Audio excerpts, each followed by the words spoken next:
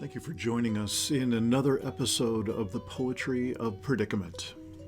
This podcast is produced by Dean Walker and the Living Resilience Alliance.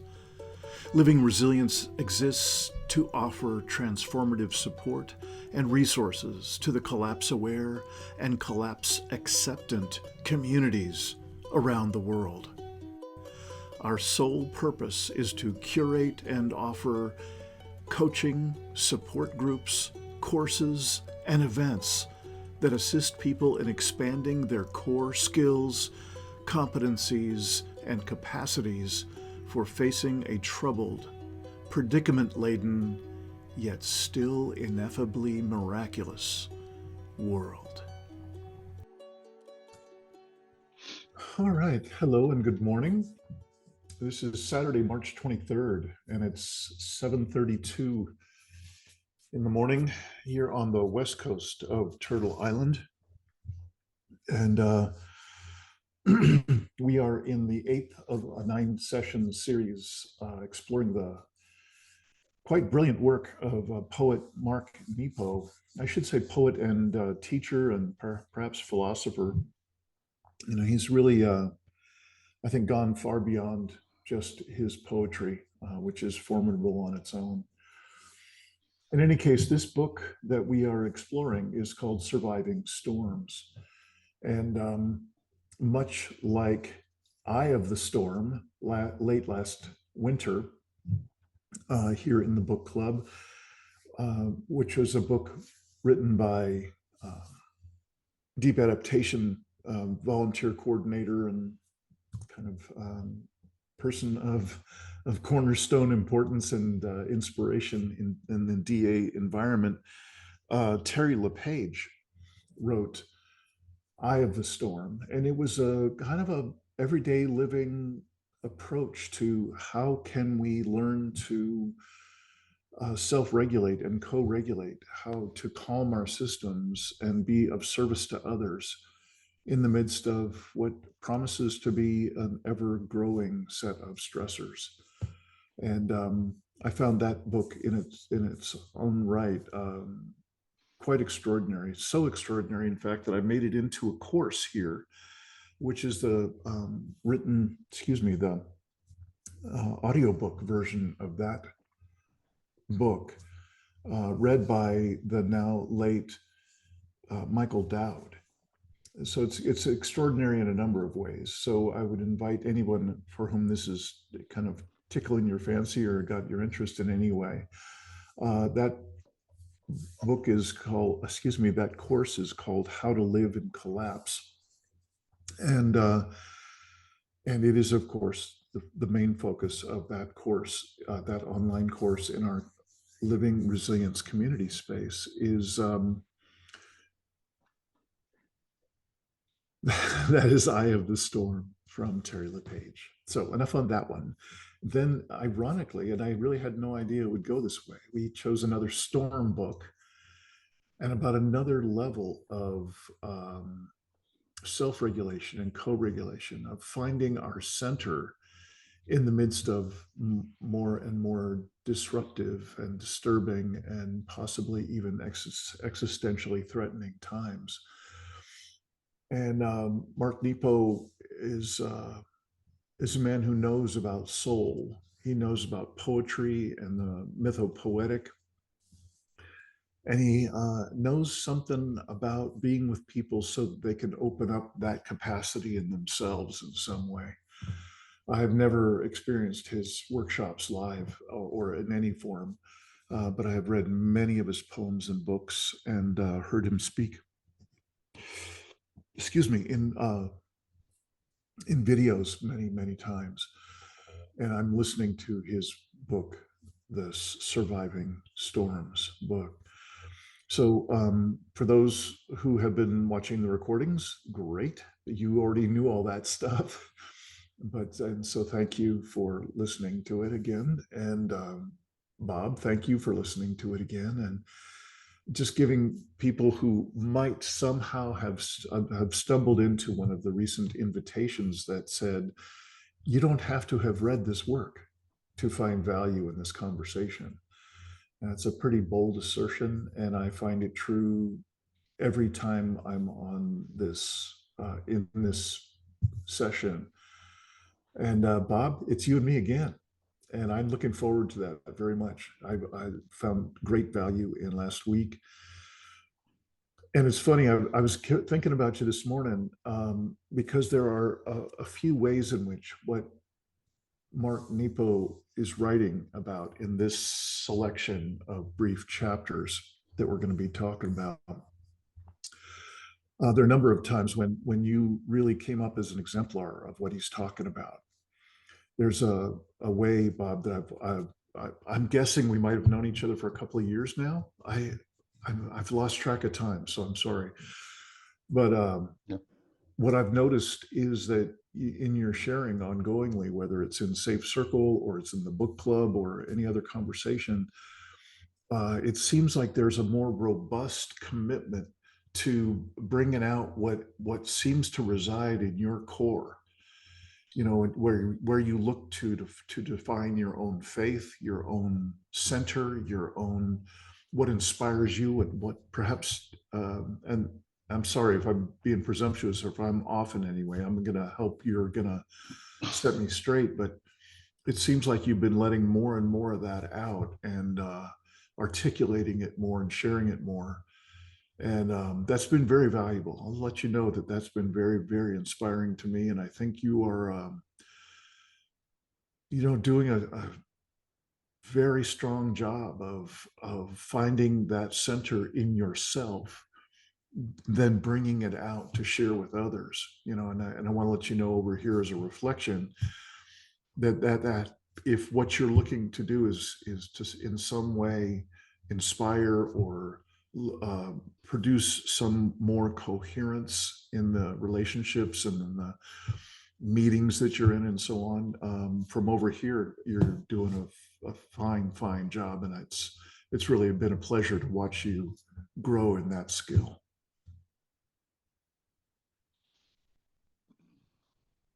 Well, thank you.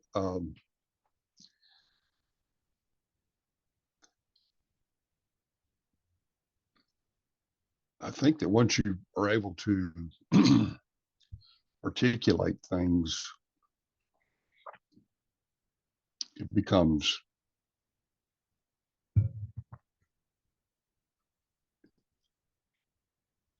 articulate things that are normally working in you and hiding in you, or you know, uh, wanting to get out of you, so to speak. Once you can articulate that, it becomes more real to that person, that individual.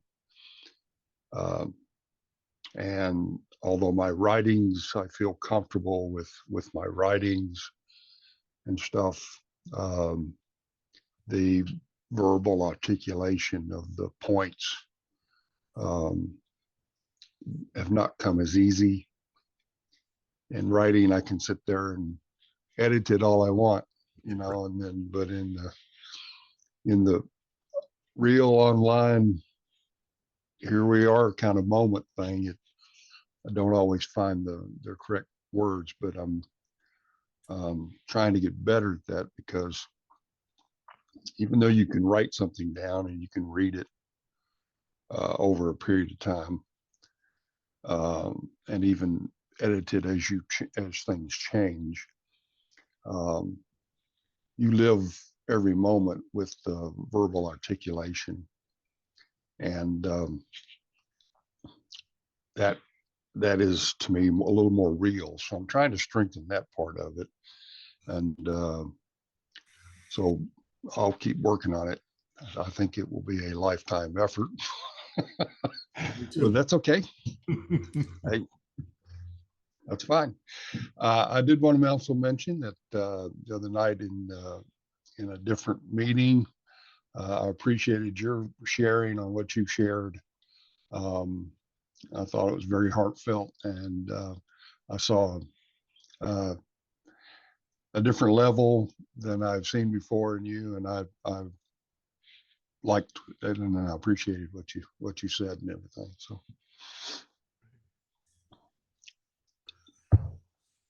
All right. Thank you. Um, since it's just you and me, we can pretty much call the shots in whatever direction we'd like. In addition to whatever both of us have just shared about each other and about this space, is there any other checking in you'd like to do to just get yourself more present, and anything you'd like to say or mention that you've experienced in this past week? uh, no, not in particular, other than I'm glad spring is here. Yeah.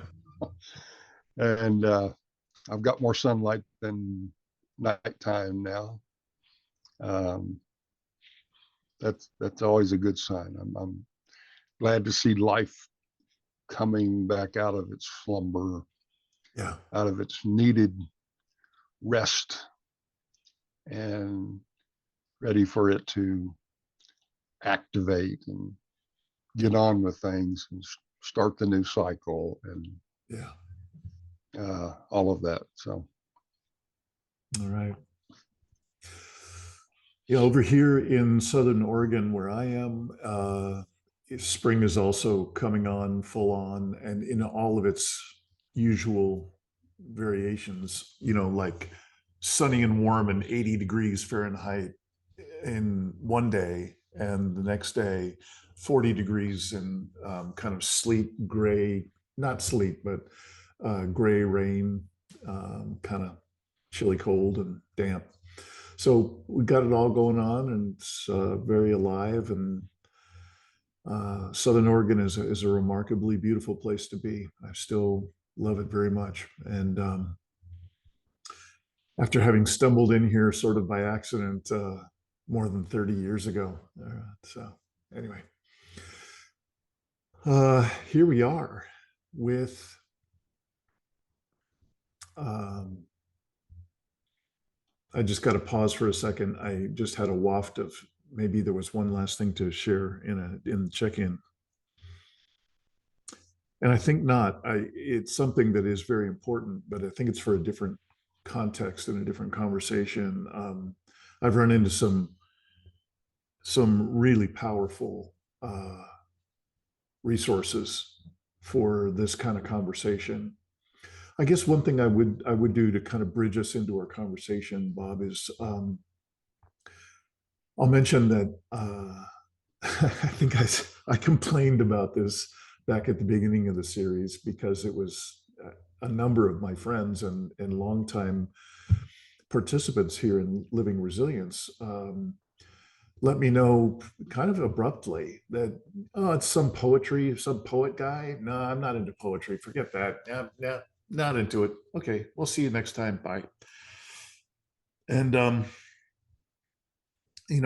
think looking back, I did a rather poor job of introducing Mark Nepo and his work, but it's also a bit heartbreaking for me to just know that in our culture, this is not a popular way for people to communicate with one another. This is not what gets likes on Facebook or Instagram, or at least not as much as the usual patter and exchange and what people express. And so I'm just noticing, what I for myself just keep calling soul work. That this poetry and teaching from Mark Nepo to me is soul work, and it reminds me of the person that introduced me to Mark Nepo, which is he's a remarkable mentor at world class scale for the subjects of grief and soul, and that's Francis Weller. Francis Weller brings up Mark Nepo and reads his poetry in every one of the weekend workshops that I've ever done with him, which is quite a few. And that's how I found out about Mark Nepo. And it wasn't just through Francis Weller that I learned about soul work, but he's certainly added a whole number of dimensions. And so I'm just a deep bow of respect to Mark Nepo, to Malidoma Somé, to Francis Weller, to Michael Mead, and a number of others that I'm unfortunately not remembering right this moment. And and really, again, just thankful that you and I, Bob, and when Judy was here on a regular basis, and others, and there are some people watching the recordings. So, just continuing to take the risk of stepping into this slowed down and deeper, sometimes darker, and sometimes more core inspirational world of soul work. So that's how I would bridge from check in to let's get going in this conversation. And I guess into a conversation that to me lives on a different level than the usual conversation that I might have, about things of the head or things from the news cycle or things from opinions or so on. This is a different world. So, Bob, I'm wondering if you'd be interested in just starting us anywhere. I know we didn't finish the material from last week, and I'm assuming we're just going to go straight into the suggested chapters for this week. But again, we can call the shots. So I'd like you to just take a moment and really look. There was both of us were really on to a couple of the chapters. I think it was interesting that we were synchronized in that way last week. And I'm wondering, is there anything we didn't cover that you'd like to just go back a little bit and dredge up from last week? Or would you like to just dive into something that's fresh for you? There's just so much. Yeah, And when you miss things, or when you end up having to skip things, with the quality of his presentation, um, you miss a lot. I mean, it's just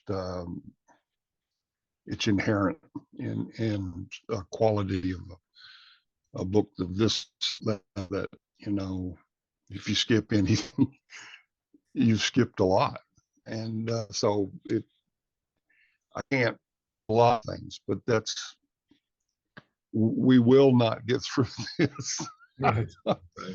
at all, if we just go back but um, I have written all these notes down as we've been doing the book club, and I'm going to go back and reread this book every so often. It needs to be redone. Yeah, And as I'm going through and reading each chapter, I'm going to look at the notes that I made before and see if there's anything yeah, that I can add or expand upon as I go each time. So, yeah, um, I don't care where we start this morning. It's just the nature of it right now. So, but we do need to keep to our schedule, I guess, if we can. So, yeah, yeah. You brought up something about keeping notes, and I just want to mention that for folks who are tempted at all to kind of get on the path of doing this work on a regular basis, whether it's here in Living Resilience or it's elsewhere, I just a strong recommendation to have a, a, a journal that you have gotten and chosen and will include on a regular basis for this work. It's this is from, I'm not a journal guy. I've been told that I should do a journal since I was a kid, and I've tried and I've tried, and I have countless little journals that have the first 6 7 pages, and then the rest of the thing is blank because I don't do it for the rest of the year. so, and that's all the way through my adulthood. I have completed a couple of journals, to be fair, and I've gotten it okay from time to time. But ever since starting to do the research on my book about this topic of leaning into a future full of predicament, collapse, and self-terminating human culture, um, writing has taken on a whole new meaning. And so I would just follow Bob's advice there to, keep some notes and revisit writings that you might have read once or even twice. And I agree, this book is one to revisit time and again, you know, one of those desert island books, so to speak. So, since you said you didn't really care, I'm going to just suggest we just jump to Here Abide, which is the name of the first short chapter that was recommended for this particular session. And, he gives us a little bit of the etymology of the word abide. The only time I really heard the word abide was, oh gosh, I'm going to forget the name of the movie with Jeff Bridges. That's so bad that I'm forgetting. It'll come to me during the rest, somewhere in this session. I'll remember it. The dude, the dude abides is what Jeff Bridges' character would say in this film. And that's the first time I really heard the word. And here in Mark Nepo's chapter on Here Abide, he gives us a little bit of the etymology, and it's abide from the Old English root onward, means to accept or live in accordance with. So here abide suggests that we move on in accord with life by accepting the light that shows itself through the storms we encounter. How about if I just say it one more time? So here abide suggests that we move on in accord with life by accepting the light that shows itself through the storms we encounter. That's, to me, extraordinarily rich. I can stay with that sentence for the rest of the year.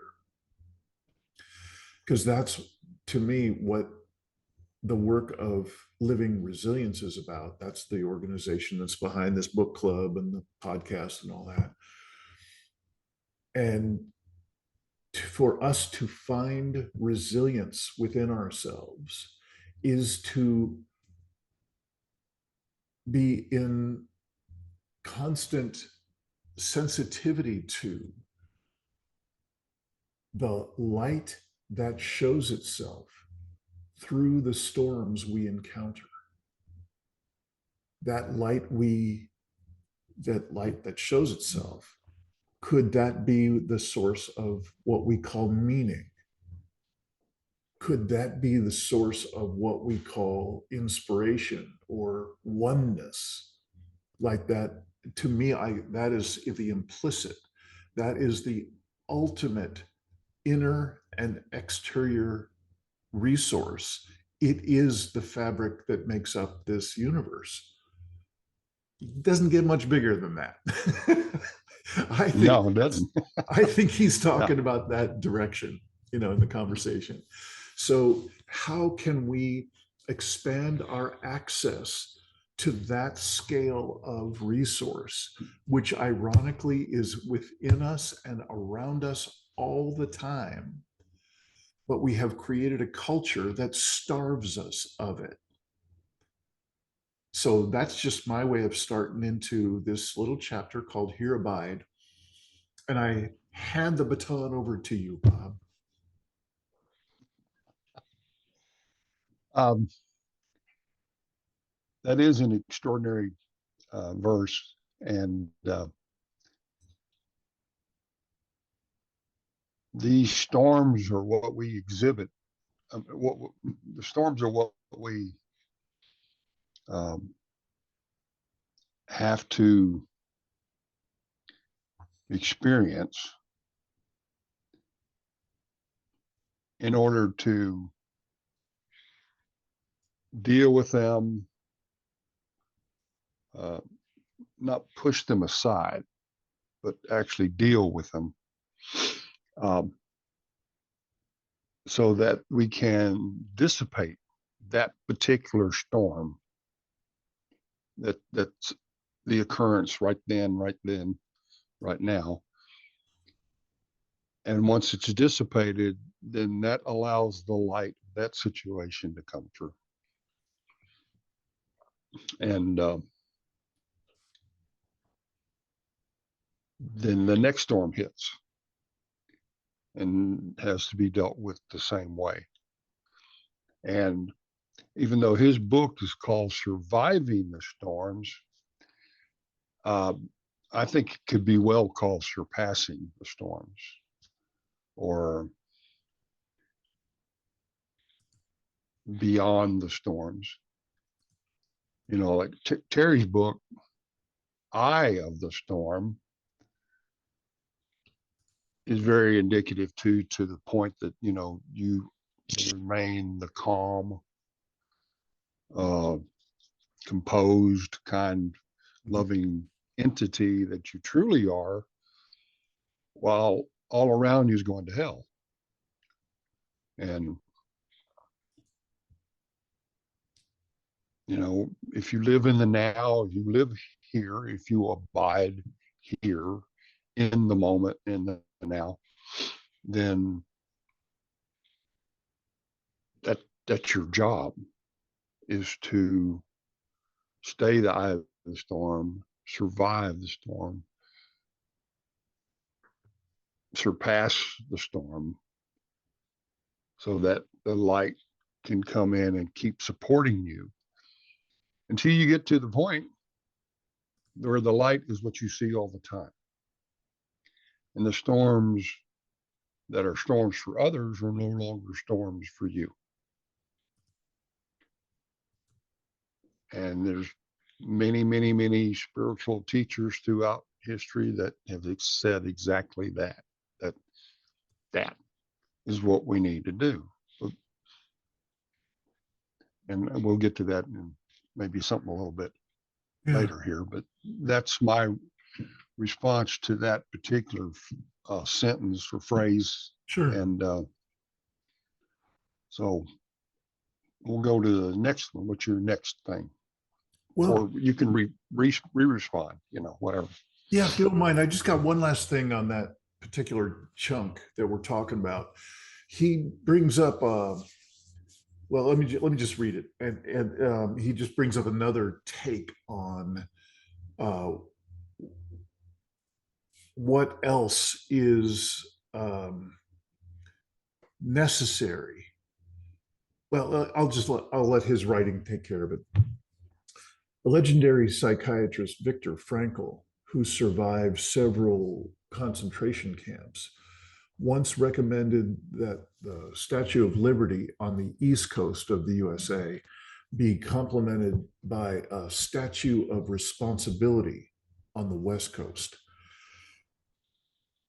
His quote from Frankl: "Freedom is only part of the story and half of the truth. Freedom is but the negative aspect of the whole phenomenon, whose positive aspect is responsibleness.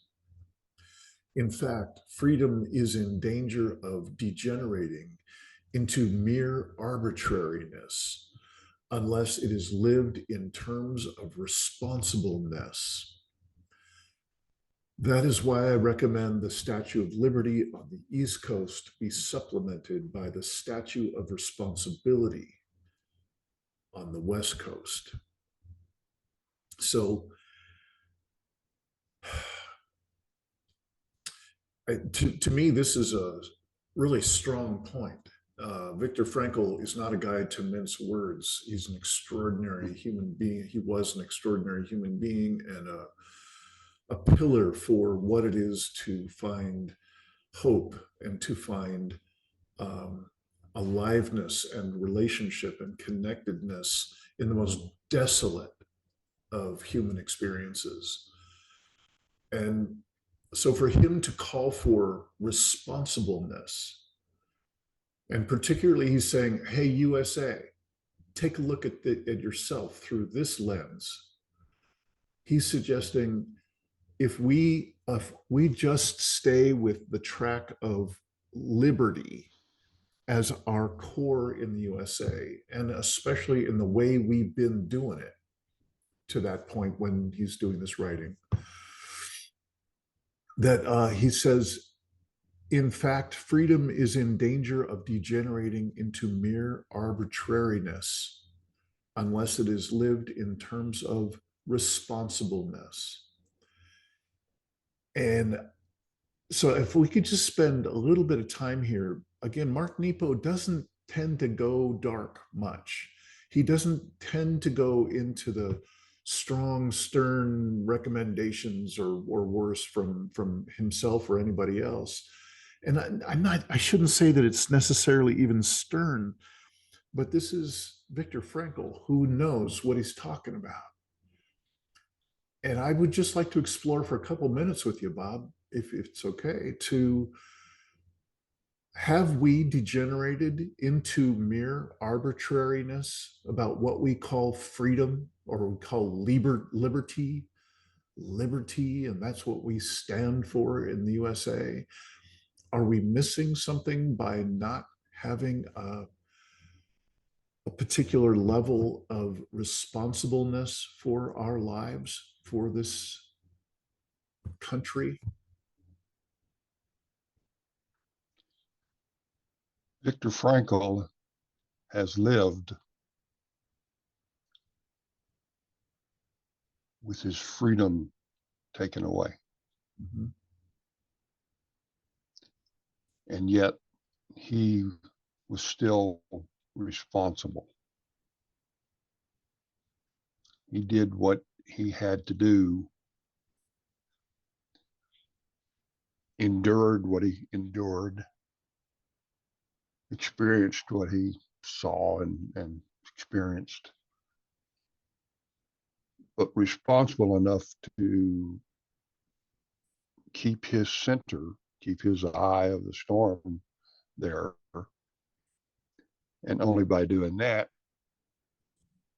could he re-experience the freedom, I think, is the way I'll kind of look at that. Because he had I'll read this sentence. It said, to abide here, in parentheses, demands that we reach through the storm to the depth that is unaffected by it, that will outlast the turbulence to uncover the calm. And he lived that. Most people alive, still most people, but there's quite a few people alive now that have experienced a level of trauma and stuff that he has. But still, most people haven't had that depth of experience.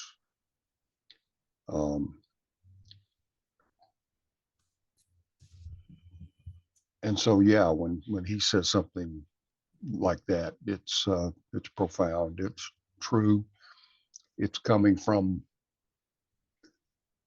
a place of his truth, having been responsible to stay alive and to experience and to Yeah.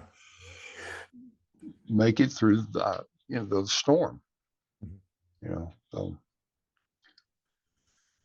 Well, thank you. And I guess my last word on this, because this is a deep rabbit hole, and I appreciate us just dancing around the edge of the rabbit hole a little bit. I've recently watched a short series, 4 episodes of a film called Exterminate All the Brutes. It's on HBO if there's anybody out there that wants to watch this, and I don't think it's anywhere else. And it's an extraordinary film, divided into 4 sections or chapters, if you will. And when I look at that, much of it is stuff that I've known, but it's so concentrated and it's so beautifully presented. It's a beautifully done film, narrated by the filmmaker, Raoul Peck. And the extraordinary amount of our own shadow, the things, the aspects of ourselves individually and collectively in the USA in particular. It's so many other countries, but all I can really intelligently talk about really is the USA. We are not responsible for, we are not accountable for the atrocities that are at that upon which this country was founded.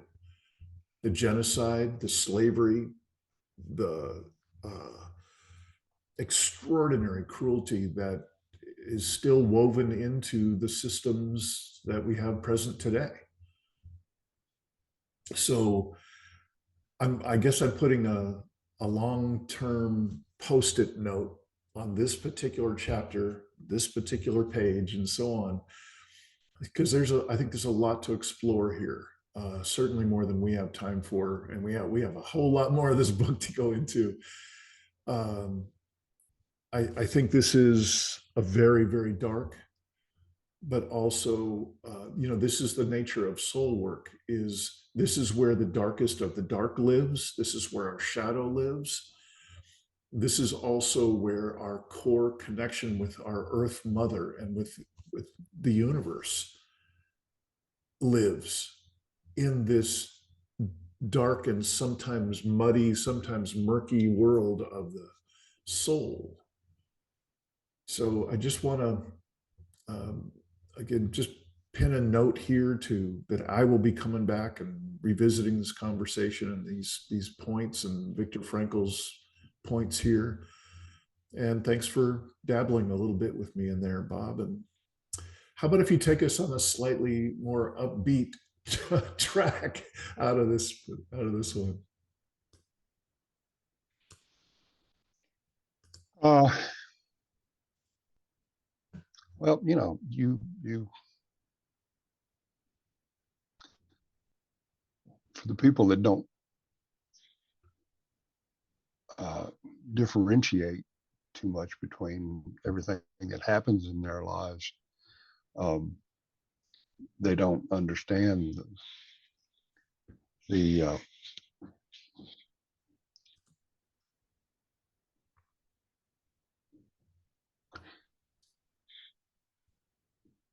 they don't understand the shadow, the dark side, and they just kind of live in a gray area all the time, and that's no way to live. I mean, for you to appreciate or truly appreciate something, you almost have to understand or experience its opposite too. And so I I can try and throw us down to something maybe a little more positive, but I think that what you're talking about and what you're going to put a post-it note on is maybe so important that maybe we might spend a couple more minutes on it. I Yeah. would say that the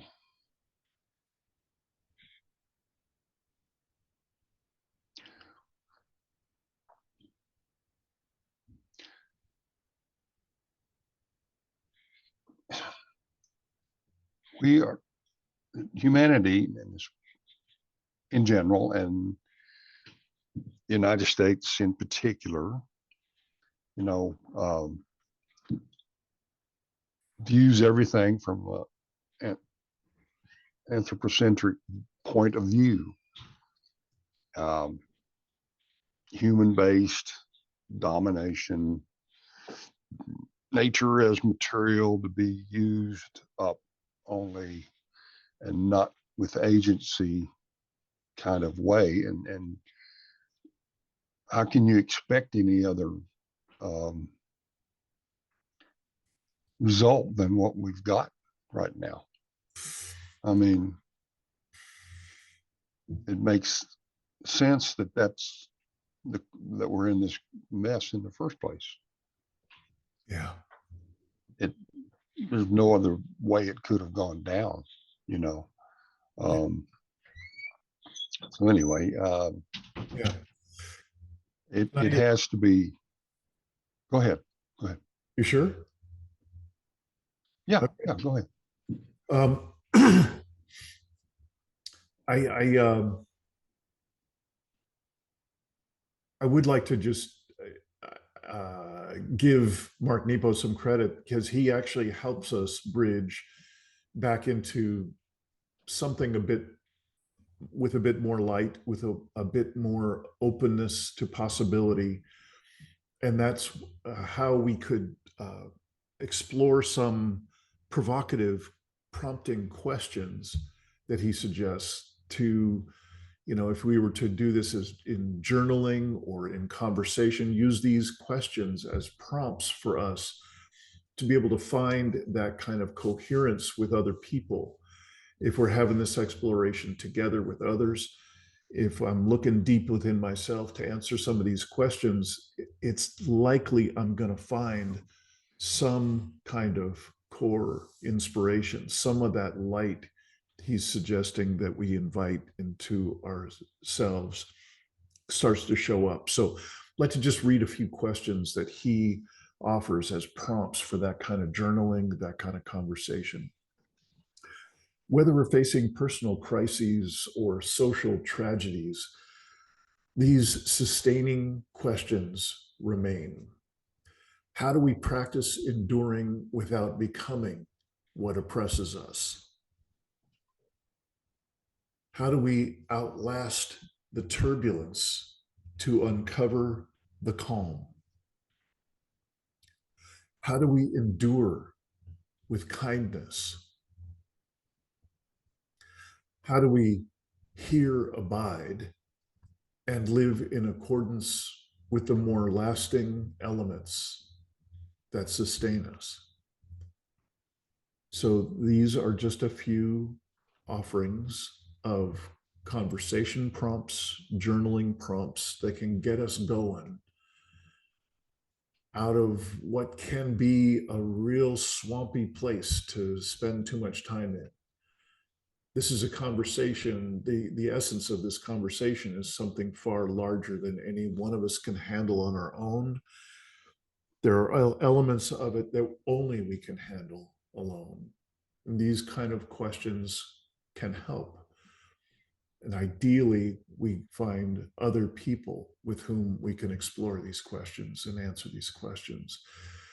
And one final thing that I think he does that's almost in a playful way, ironically, to kind of nudge us further away from the swampy part for a moment, is he says, just yesterday I was renewed by the laughter of a child and stirred to help a stranger who had trouble at their door. With nothing to show for, excuse me, with nothing to show for it, these efforts made me more whole.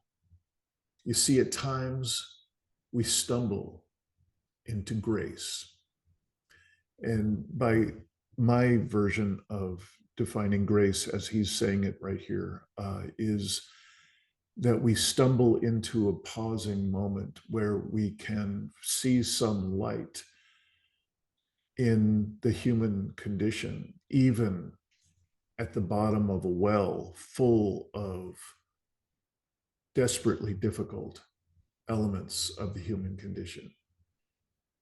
That's what Viktor Frankl is probably the world's greatest exemplar of being able to find humane, and oneness and connection and love and meaning at the bottom of a heap of elements of the human condition that are truly beyond challenging. They are of existential proportion and sometimes deeply gruesome.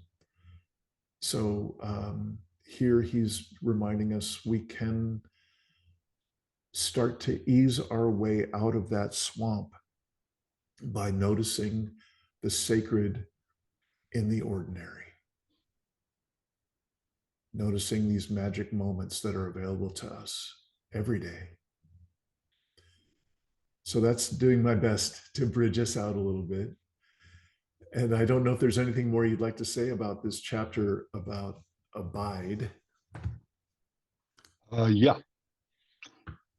He had a quote in there that says, hold nothing back in how we give and how we receive. Mm-hmm. We have to cooperate with life and not fight against it. We have to find our worth in working with and not against.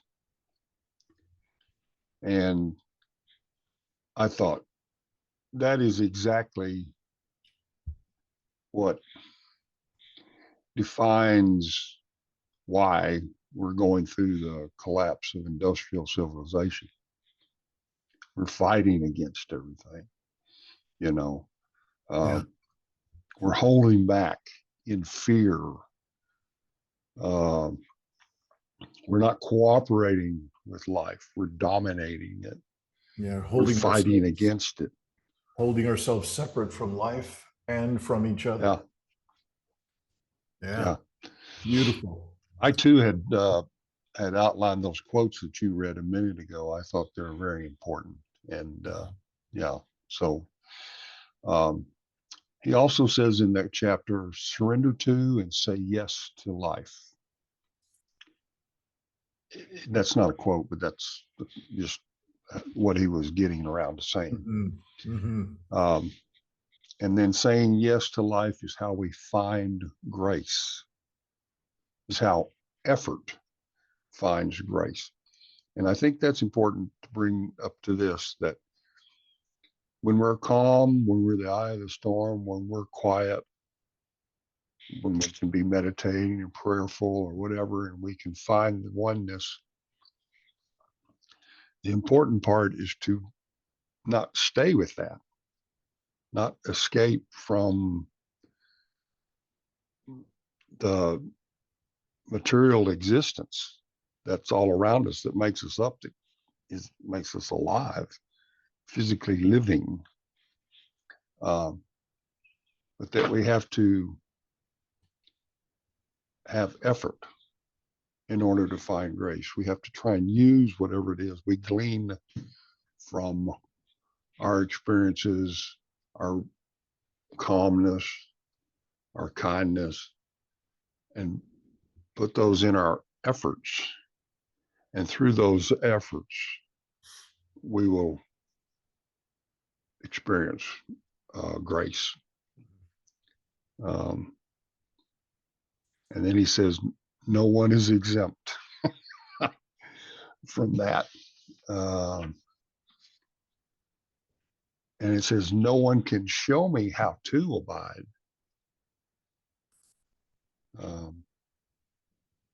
It's just something you have to do yourself.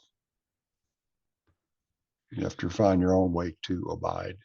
Yeah. And then the last thing I wanted to bring up was he said, kindness is a currency we give away in order to become whole.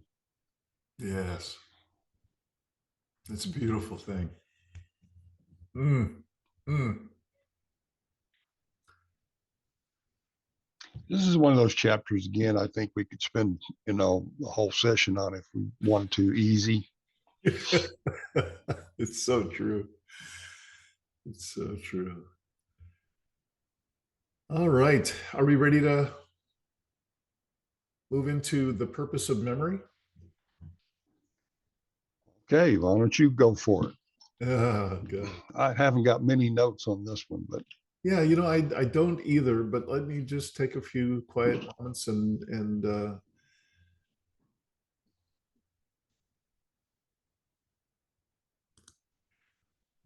the thing that I do appreciate about this particular chapter, because I didn't have that kind of endless rabbit hole of possible conversation feeling like I had with the last chapter. Um, but there is something interesting and worth just holding on to, I think, for a moment, is this idea of what are museums for and what are libraries for, and is it to just rigidify and hold in place the things from the past that we, for one reason or another, call important, or is it possible that these places, these libraries and museums, could be a place, almost a nursery for the birthing of something fresh and new and alive from that earlier creation, that book or that painting or whatever it is we're talking about? Is that possibly a ground of like a nourishing, fertile ground for new aliveness to spring from that ingenuity, from that creativity of the past? Um, it's a good question to just hold on to. That's about as much as I came out of that with, and somehow it connects with, there's this Charles Eisenstein quote that it's been overused forever, for a number of years now. It's this um, more beautiful world that our hearts know is possible. And so I think just about everybody said, a part of our heart says, "Oh, yeah, yeah, we want that more beautiful world." And yeah, my heart knows it's possible. It's kind of like magical thinking. And I know that Charles Eisenstein puts a huge amount of his philosophical background and so on behind that, and he can really bring that to life more than just the power of the quote itself. But I noticed that this possibility that he's describing of having libraries and museums, instead of just containing and holding and preserving dead things in their static condition, that what if they were also to be considered something that from which new possibilities, new creative expressions could come? Um, to me, that was a really worthwhile point. I don't know if you want to add anything to that, but that's all I really have for that chapter. I would like to get into a couple of things that he didn't really say specifically, um, but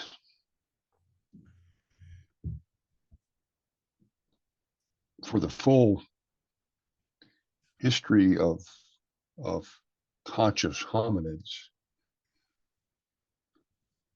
most of the memory has been passed down, verbally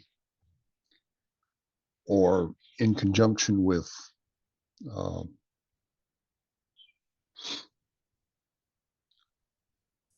the essence and the spiritual aspects of living indigenously with nature as part of nature all the time. It isn't until the last 5,000 years we even had the written word. I mean, of all that, and so um, memory is in our DNA too. It's what makes up our DNA. Yeah. It's the part of that we don't experience yet that we can, I believe. Past spiritual teachers have told us we can, of the uh,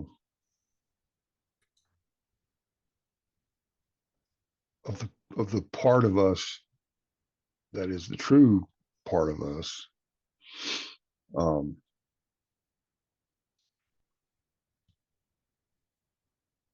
can be brought forth uh, through experience and trying to see the light as much as we can. And the written words that we have now in the libraries and the museums and all those kind of things that are part of our physical memories can be stimulus, can be prompts for that kind of thing. But the real work is internal. The real work is individual. And the memory of the DNA that has got us into this physical form right now, that's able to carry the spirit and the soul to a higher level if we work at it and allow it, um, is a memory that can become something that is constant with us all the time. We live it. And there was a quote in here. I don't think it wasn't in this chapter. Um, it was about teaching children that you need to ignite the fire and not fill up the vessel. Mm-hmm. That you want to spark what is there for themselves individually, so that they can learn and stay more about themselves as they learn to create what is their path to create in life, and not just fill them up with numbers and things and data out of libraries or whatever. That's a different way of looking at um,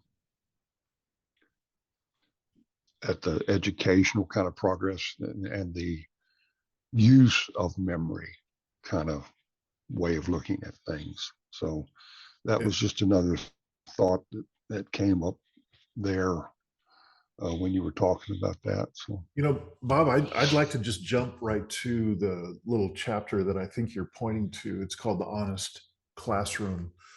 And it's so we're jumping over a couple of the really brief chapters in our section this week.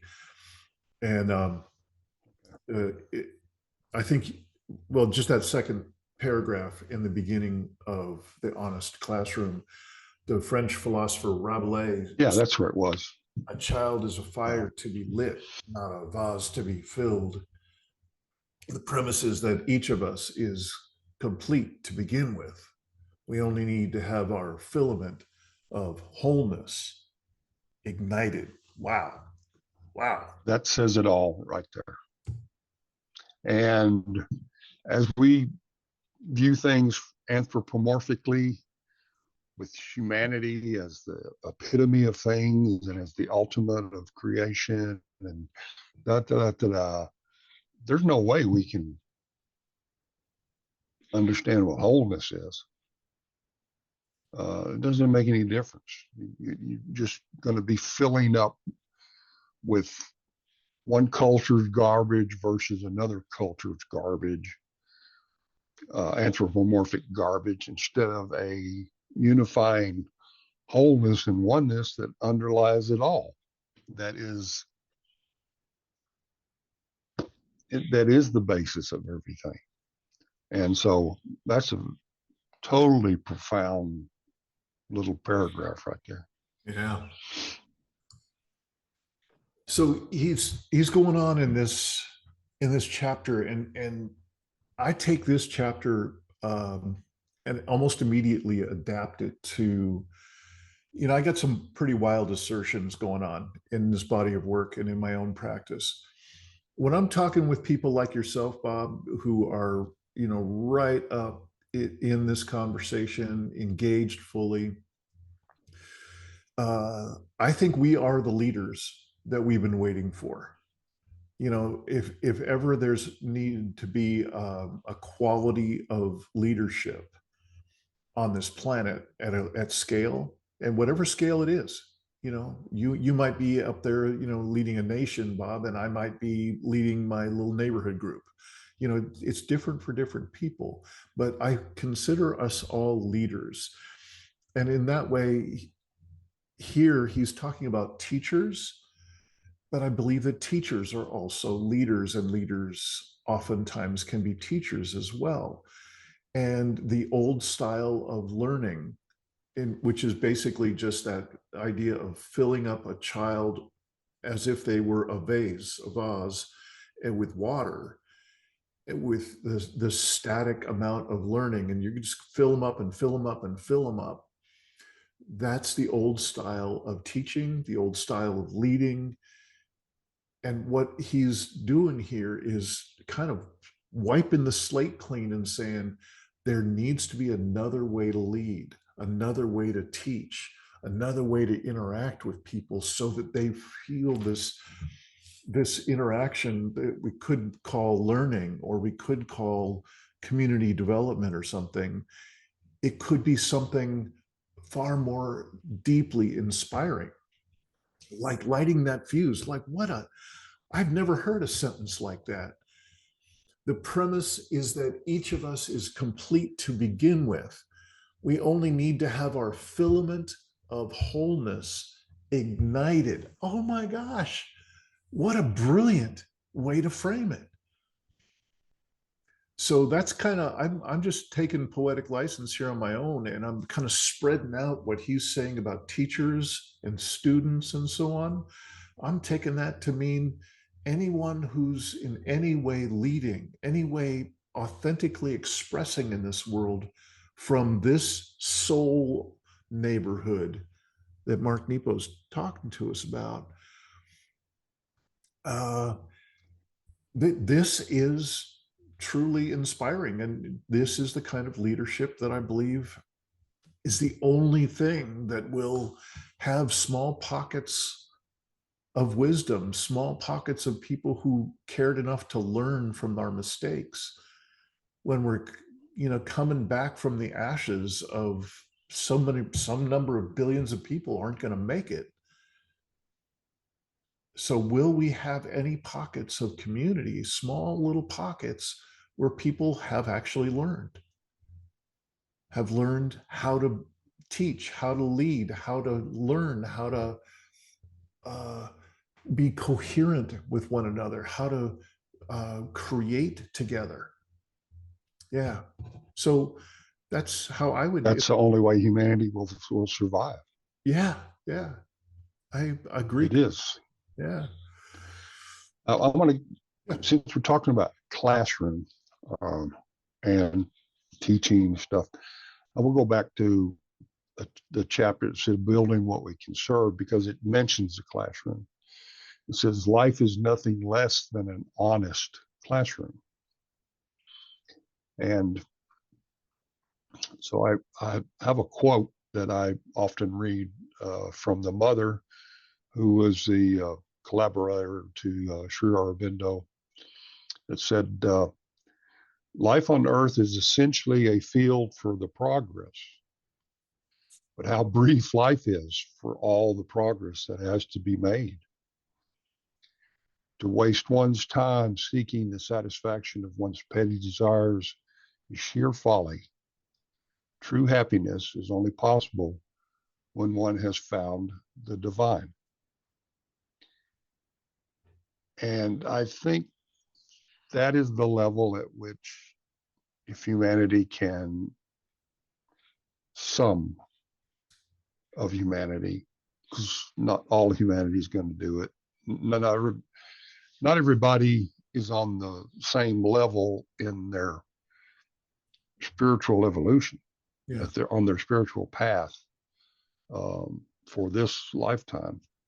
And so as collapse happens and things start falling out,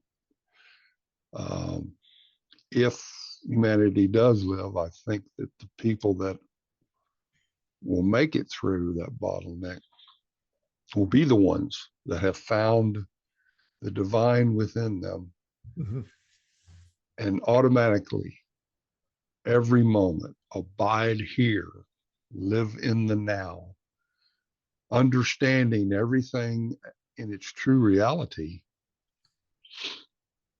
not necessarily throwing away the knowledge that was gained through science. That would be sheer folly. Just throw that knowledge away Mhm. because it was gained in a catastrophic self-suicidal method. But being able to use that in the with the proper focus, in the light that we don't see it in now, but the light that is there underneath it, that shows through every once in a while. And so that's about all I got to say there. Mhm. So, you know, I don't know if it is that I'm taking the Honest Classroom chapter more personally than I should. I don't know. I resonate with it an awful lot. And I think that this is it seems like a very different chapter than anything else he's written. And I appreciate it very much. And I think, like what you're saying there, Bob, that this is an intersection of the spiritual, of what it is to be an educator, what it is to be a leader, what it is to be in relationship. You know, there are just so many ways in which these topics can be approached, the ones that he's putting together here. And so I'd like to just read a paragraph that I found very, very useful in my What own. page you on? What's that? I'm What still page? what was it's either on the title page for this, the Honest Classroom, or it's the next page after that title page. Oh, okay. And it's so I'm just going to start up in the middle of a paragraph, and then it'll hopefully make sense in context by the time I'm done with the next paragraph. To be kind and honest and unconditional and constructive are not mutually exclusive. It requires diligence and compassion from everyone involved.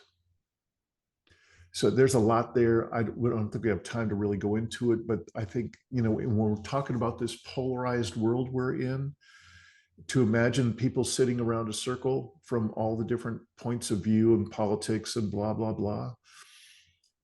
Can you imagine the amount of diligence and compassion from everyone involved in that circle? Talk about that responsibility, United States of responsibility that we were talking about before. Mm-hmm. So let me just go into this next paragraph and kind of put it in context what I'm trying to point out. Yet how does an honest classroom maintain its safety and integrity? It depends on the integrity and compassion of the teacher, who is the one in the room asking the most questions and taking the most risks. An educational setting can only be as truthful as the teacher who leads it, only as real as the teacher who inhabits it, only transformative to the degree that the teacher is willing to be transformed. So That this, last sentence is the most important one, I think. yeah, me too. So to me, this is the nature of the challenge of certainly that I have discovered in trying to offer this work. This work can be transformative, but my experience is that people have a hard enough time with change.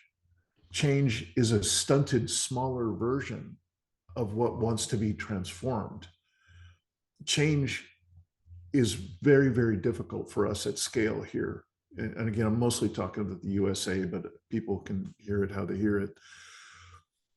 And to be transformed, to be engaged with a transformative element in life, one way or another, or relationship, transformative relationship,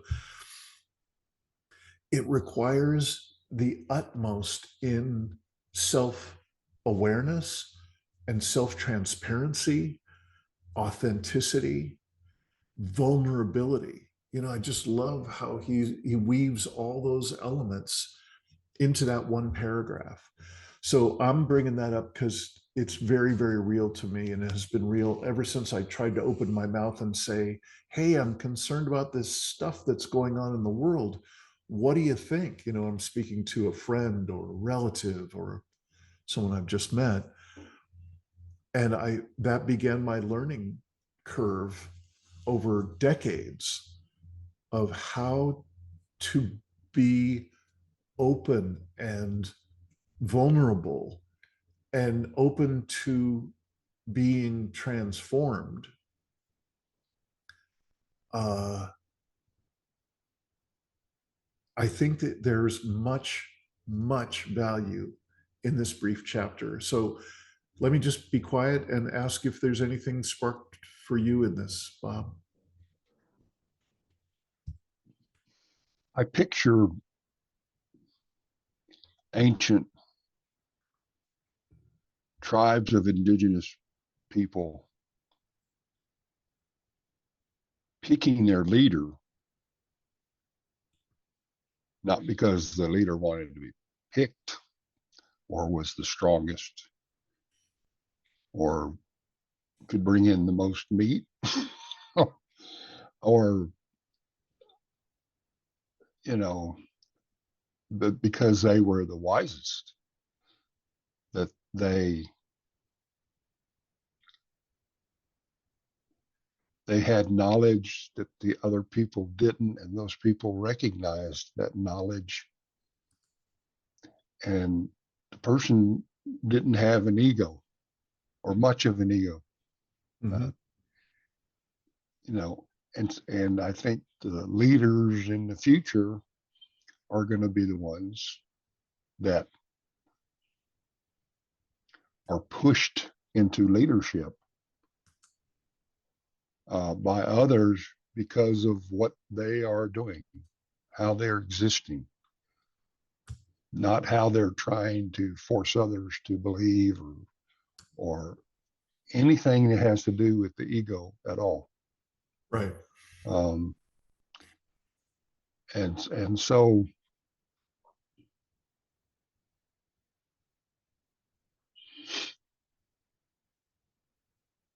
part of the part of the purpose of book clubs like this and the body of work that you do and other people do is to just open people's eyes and encourage them to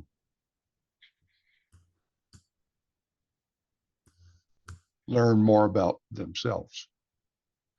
And in doing so, and not give them a specific road to go down, not even a road less traveled, um, but say through kindness and empathy and love and compassion and these kind of things. If you just do that and those kind of things there, you find your way within that whole realm, the whole paradigm of existence. Mm-hmm. And that's, you know, you find your purpose through that. Um, Once you're quiet and calm and can weather the storms, and those people will become the leaders by default, not because they want to be. It's just other people can see that they have made better progress than others and made better progress than themselves. And it, it, the opportunity might be there for those people to take some leadership. But I don't even think, even after, I think that's an old evolutionary thing in that's how it had to come about. But what we have to find now is a collective of people that are at that level that can live together in love and kindness together, incorporating all the knowledge that humanity has achieved over time, and yet understanding our place in nature and how we can be good custodians and good stewards of nature and not dominate and not have it in service to us, but as a collective, whether it may be small or a little larger, but it will definitely not be the mass of humanity. And so I don't even know you'll have much leadership in a community-based, empathy, listening, open communication, nature understanding life with a group of other people. It'll just be the way things are. We all agree this is where we need to go because that's the truth. Mm-hmm. There won't be, I don't even picture a leader after we get to that point. Right. Uh, Bob, can I picture yeah. I just have a quote that's been nudging on me since the moment you started what you're currently saying. Goes right back to, I'm just going to loop back to, for a moment to how you started out this particular thing you've been saying. It's a quote from just a little bit further, maybe one page further in that in the chapter we're talking about, in the honest classroom. Maybe I don't know what page it is because I'm on a Kindle version. So anyway, the quote says, "The true teacher defends his pupils against his own personal influence. He inspires self-trust. He guides their eyes from himself to the spirit that quickens him. He will have no disciples."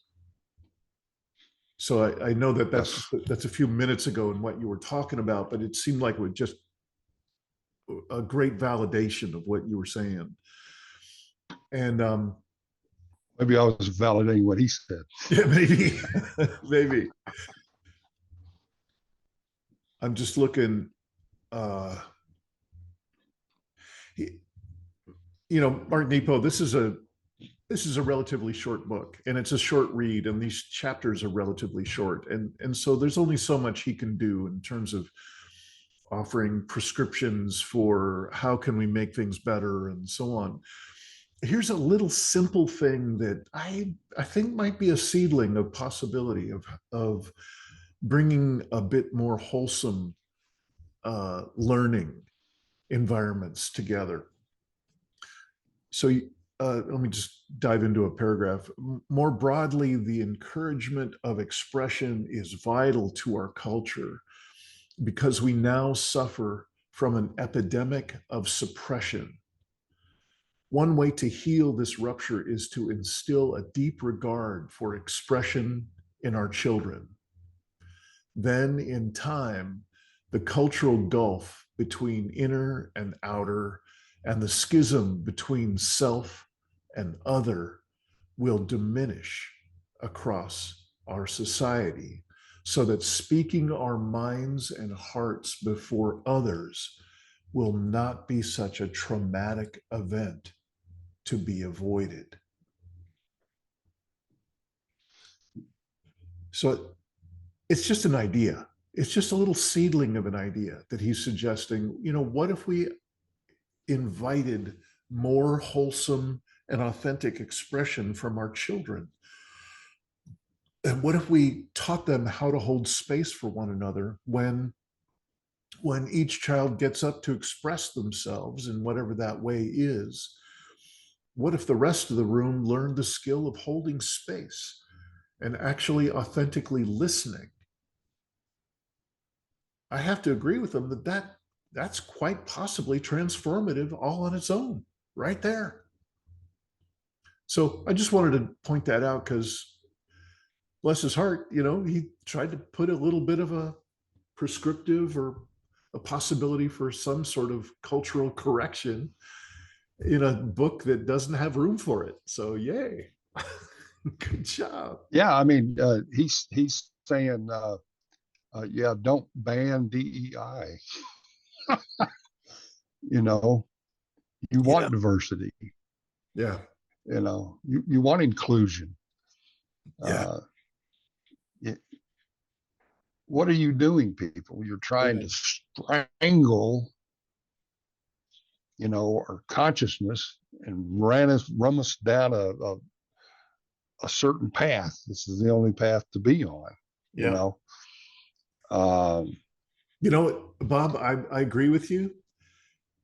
And I want to also mention that it's not just on the far right, because I know that you and I probably are pretty dang close to same location on the right left scale. And I'm not much of a political person anymore because it's all kabuki BS for me. But I do want to mention that there are plenty of instances of rigidity and cancel culture and uh, intolerance, lack of inclusion on the left. I can think back to just as soon ago as last week's Safe Circle call.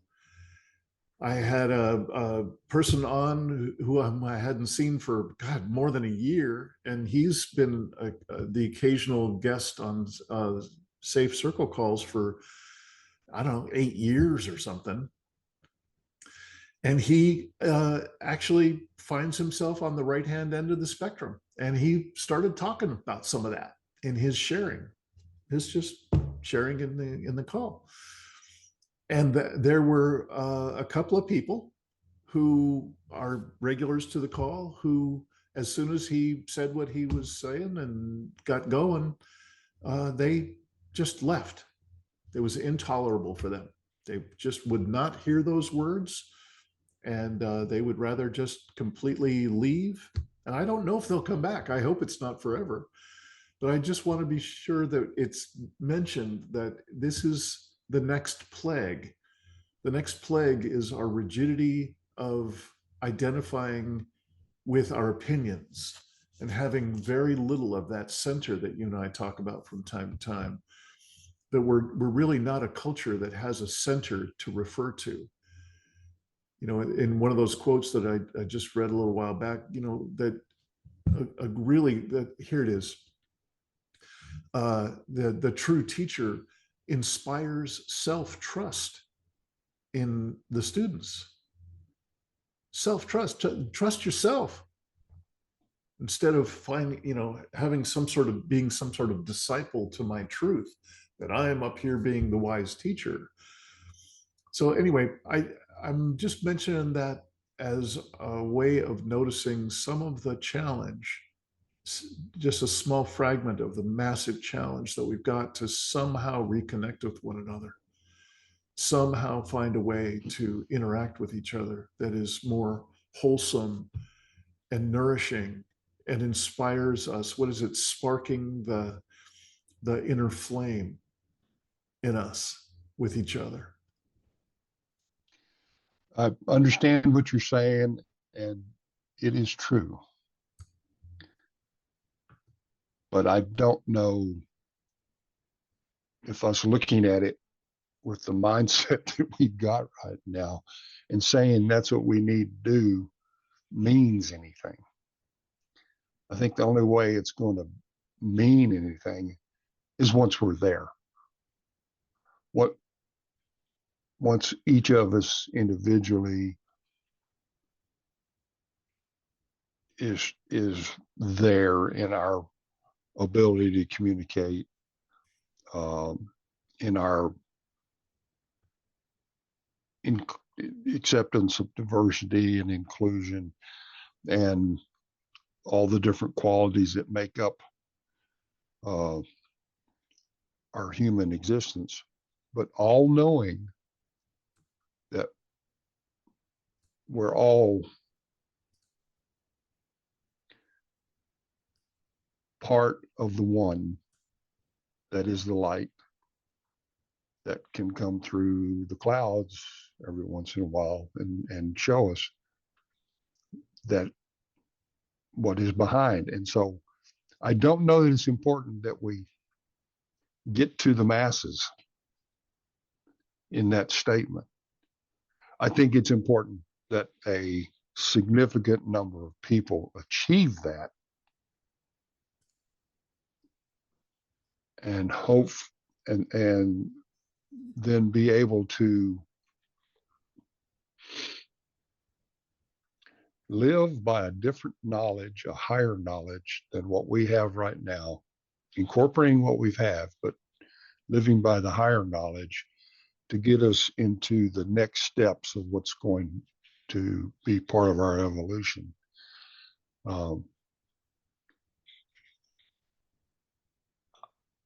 I'm encouraged that there's a lot of platforms out there that wanting people to deal with grief and of all the predicaments that make up our situation at the time. But and the people that are helping in that situation, and it's important that they do that. But I've got no illusion that all those people need to be saved, so to speak, or they need to save themselves, so to speak.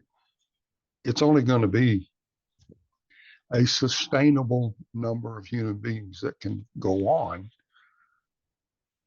because what we're doing now is not sustainable, and 8 billion people is not sustainable. Mm-hmm.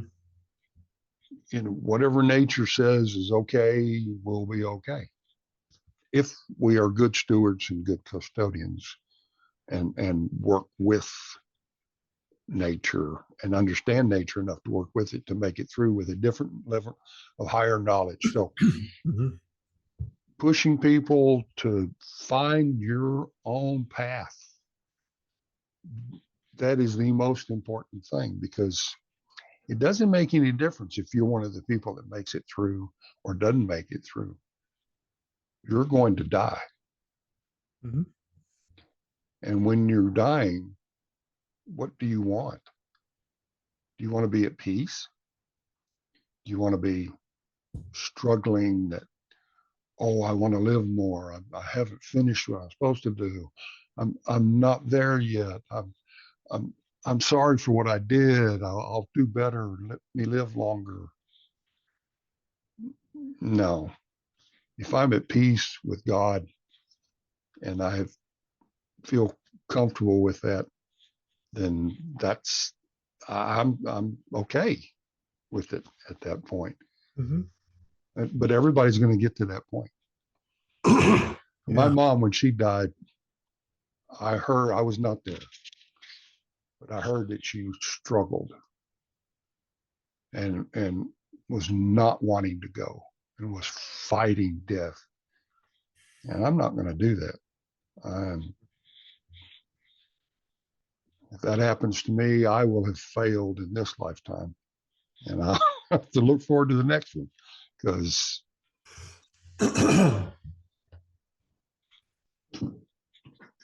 I don't know how I can go much further than that. But anyway. Yeah. Well, you covered a lot of ground there, Bob, and way more than we in the last couple of minutes here that we have to touch on any of it. And I appreciate very much you sharing that. And I would invite the two of us and hopefully our missing third party today, which I hope that her family emergency is going in the best possible way for her and her relatives.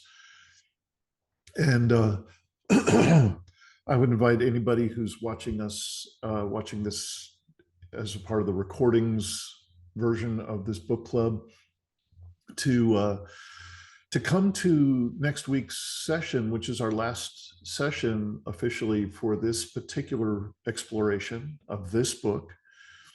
And there will be more books in the book club. So please stay tuned. If you have suggestions for the next book or books, please send me an email. Connect with me on the Living Resilience community space and suggest. But along the lines of what you just summed up, Bob, again, it was a lot. You covered, you laid out a huge amount of kind of assertions about how you see the world, and um, I think that's beautiful, and maybe that's the level we're at as we wrap up our exploration of surviving storms from Mark Nepo. And I would ask that we each, check out the last few short chapters. They are really short this next week. There's very few pages. So I would recommend going back through some of the chapters that really got your interest, that really locked you in for a couple minutes, hours, whatever it was, and and bring some ways that you have sort of invited those seedlings to grow in your own experience, your own interpretation. What, Bob, you were just saying about finding your own path. If there's one thing that the soul work insists on, is that each of us find our own soul path. And what's ironic is that it's so universally welcoming that sometimes dark, sometimes muddy, sometimes vibrantly, deeply alive uh, realm of soul, it's also a place where we can connect with others so deeply. So it's a path we must carve out for ourselves, and it's also a path that is infinitely uh, nourishing if we happen to find kindred spirits with whom we can walk for a while. So I would ask that you search out in the chapters that have caught your attention, and make some notes and bring them along. And let's have a best hits review of surviving storms. And Bob, is there anything you'd like to say to just kind of close out, and anything about what you're landing with? Anybody wants to suggest books for future book clubs? I would still try and keep it around uh, the basic premise of finding and you're finding your soul, doing the soul work. Because I think that is the most important thing that humanity needs to do. Just think if everybody did find their soul, and we wouldn't be in the mess we're in. No. So the ones that can, the ones that can be led towards finding their own soul, that's good. And there are books out there that are in that vein that I think are very good, that I'd like to kind of stay in that vein as we go forward. So Great. All right. And for me to what I'm landing with is I also, Bob, I got to tell you, this has been a hard few 2 3 months, whatever it is, ends up being that we spend time in a book club session. And I've had some big things going on in my life, and then around the world there have been elements that have been just jaw dropping for me, and for, of course, for so many. And here I am in my comfortable suburban apartment, but this has been an extraordinarily challenging, let's call it a quarter of a year. And I have found so much solace in our connection, which has slowed down and what I call desaturated to some degree from the 24/7 fire hose to the face of too much content in our world. this is the realm of soul work, and it has been so nourishing, so important. And I've really appreciated this time with y'all.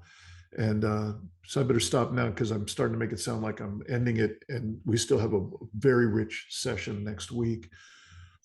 I'm just slowing down one last time to see if there's anything emergent for this last word.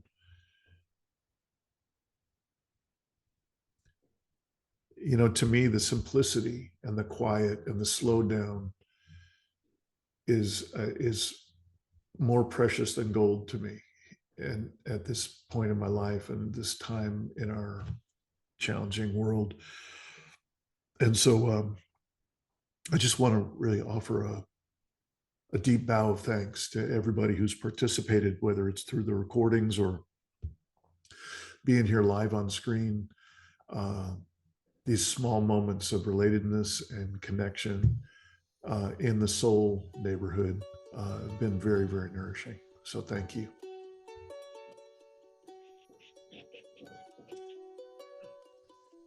All right, Bob.